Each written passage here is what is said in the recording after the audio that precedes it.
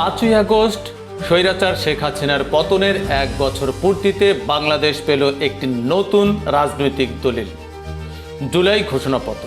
অন্তর্বর্তী সরকারের প্রধান উপদেষ্টা ডক্টর মোহাম্মদ ইউনূস জাতির উদ্দেশ্যে এই ঘোষণাপত্র পাঠ করেন। তিনি স্পষ্ট ঘোষণা দেন, 2024 সালের ছাত্র গণ অভ্যুত্থান রাষ্ট্রীয় ও সাংবিধানিক স্বীকৃতি পাবে এবং ভবিষ্যতের সংস্কারকৃত সংবিধানের তফসিলে এই ঘোষণাপত্র অন্তর্ভুক্ত করা হবে।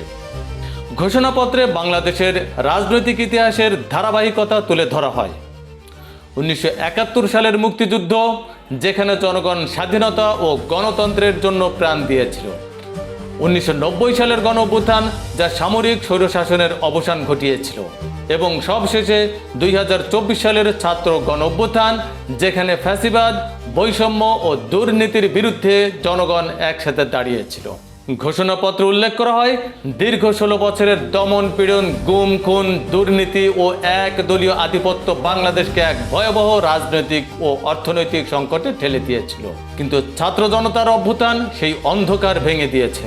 ঘোষণাপত্রের মূল অঙ্গীকার ছিল ফ্যাসিবাদ, বৈষম্য ও দুর্নীতিমুক্ত রাষ্ট্র গঠন করা, অবাধ, সুষ্ঠু ও অন্তর্ভুক্তিমূলক নির্বাচন নিশ্চিত করা, আইনের শাসন, মানবাধিকার ও মত প্রকাশের স্বাধীনতা পূর্ণ প্রতিষ্ঠা করা, সাংবিধানিক ও প্রাতিষ্ঠানিক সংস্কার সাধন করা, শহীদদের জাতীয় বীর ঘোষণা, আহত ও ক্ষতিগ্রস্তদের পূর্ণ পুনর্বাসনের ব্যবস্থা করা, পরিবেশ ও জলবায়ু সঞ্চয় টেকসই উন্নয়নের প্রতিশ্রুতি প্রদান। ঘোষণাপত্রের শেষ লাইনে ডক্টর ইউনূস বলেন, বাংলাদেশের জনগণই এই রাষ্ট্রের মালিক। জনগণের ইচ্ছার প্রতিফলনেই গড়ে উঠবে নতুন বাংলাদেশ। মতিন তালুকদার, চলমান বিশ্ব।